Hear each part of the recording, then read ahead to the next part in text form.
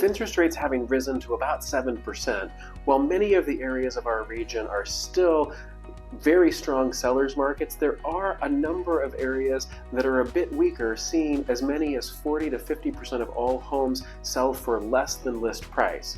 So the question today is, how do you deal with a low offer from a buyer? Join me and we'll talk about how we help clients navigate low offers so they can still get a great outcome from the sale of their home. While we look at market data and listing data, the other thing that we do is we engage with the buyer and their broker to ask them, why did they offer the price that they did? Their answers can be quite illuminating.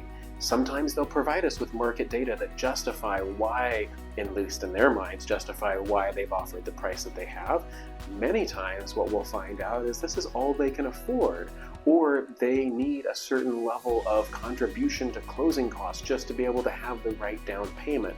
By learning more about why the buyer has offered what they've offered, we gain leverage in the negotiation. With more than 24 years of experience, we've recognized that no matter what the market is, whether we have a week of inventory or 18 months of inventory, the first week on market is often a seller's market for any listing. Now, the challenge that we have in today's low inventory market with about 1 month of inventory is that after 7 to 10 days on market, buyers can get a warped perspective on what they should be offering. And so if your listing happens to go to 10, 14, or even 20 days on market, you might encounter a lowball offer. So let's talk today about how you should consider that offer and how you might react to get the best outcome for your sale. The first and most important thing to remember if you receive a low offer on your property is it's not personal. While it might feel that way, for most buyers, it's simply a business transaction where they're trying to get the best deal they possibly can,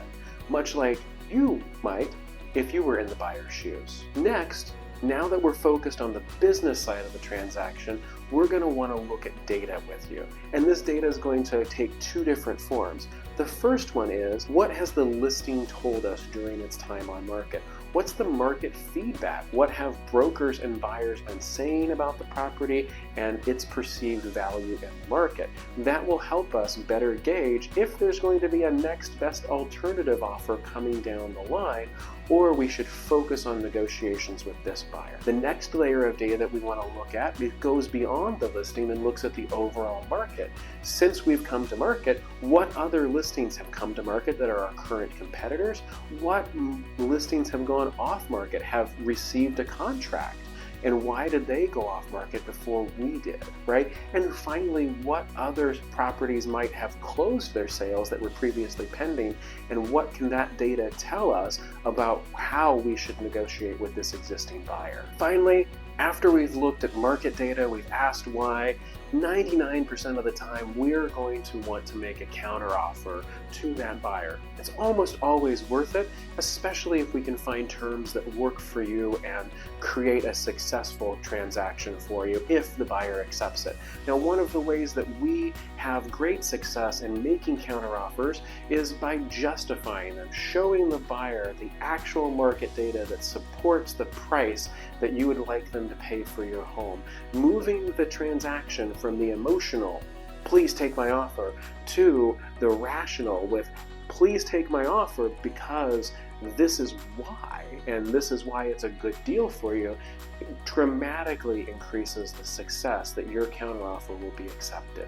While receiving a low offer on your home can be frustrating and feel personal, what we know from experience is that these offers actually have a great deal of potential.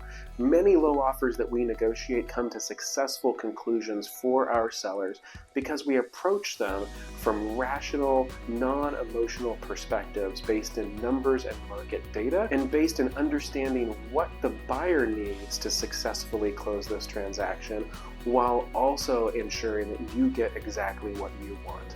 So have faith when you receive a low offer, and just know that we're at the beginning of a process where skill and wisdom can help you get what you need.